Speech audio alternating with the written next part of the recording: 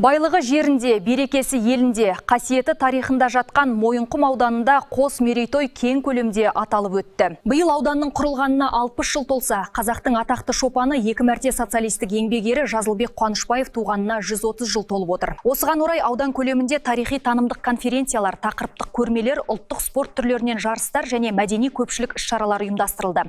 Мерекелік шаралары Мойынқұм ауданының даму жолы және Жазылбек Қуанышбаев мұрасы атты тарихи танымдық конференциядан бастау алды. Басқосуда ауданның қалыптасу тарихы, өңірдің әлеуметтік экономикалық дамуы және еңбек адамдарының ел өркендеуіне қосқан үлесі кеңінен сөз болды. Салтанатты жиынға Қазақстан Республикасының президентінің кеңесшісі Мәлік Отарбаев қатысып, мемлекет басшысы Қасым-Жомарт Тоқаевтың құттықтау хатын оқып берді. Ол өз сөзінде ауылдық аумақтарды дамыту, еңбек адамының беделін арттыру және тарихи мұраны сақтау мемлекеттік саясаттың маңызды бағыттары бір екенін атап өтті. Бүгін біз қазақ даласының қасиетті жері Мойынқұмның мерейлі 60 жылдығын және ұлт мақтанышы Жазылбек Қуанышбаевтың 130 жылдық мерейтойын атап өтіп отырмыз.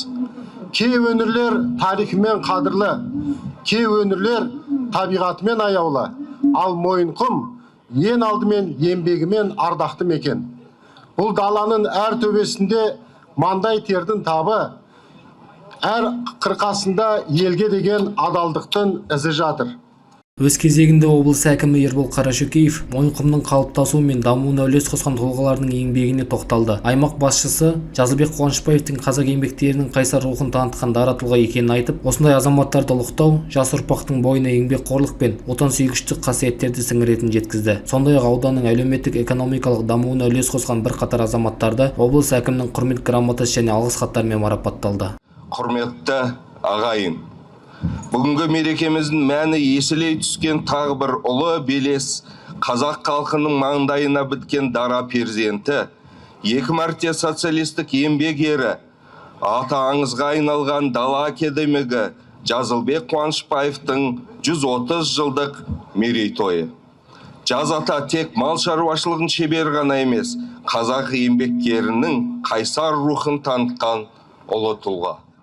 Мойынқұм ауылында тігілген этноауылда аудан тарихы мен бүгінгі тынысын танытатын көрмелер ұйымдастырылды. Жасанды интеллект технологиялары арқылы әзірленген Жазылбек Қуанышбаев пен Қайрат Рысқұлбековке арналған көрме көпшіліктің ерекше қызығушылығын тудырды. Сонымен қатар қолөнер шеберлігінің туындылары мен жергілікті кәсіпорындардың өнімдері көпшілік назарына ұсынылды. Қазір 70-ден асқан 80 жастамын. Енді мынау құрметтеп жатқанда көп-көп рахмет бұл кісілердің. Грамота беріп жатыр, еңбегімізді бағалап жатыр. Мереке ұлттық спорт сайыстарымен және думанды концертпен жалғасты. Түйе палуан, қазақша күрес, қой көтеру жарыстарында жастар өзара бақ сынаса, әуе шары мен арқан үстіндегі өнер көрсетілімдері көрермендердің ықыласына бөленді. Ал эстрада жұлдыздары мен жергілікті өнерпаздардың қатысуымен өткен гала-концерт қос мерейтойдың шырайын келтіріп, көпшілікке көтеріңкі көңіл күй сыйлады. Бекзат Әшірбай, Елдар Түсіпбай, Қордай 24 News.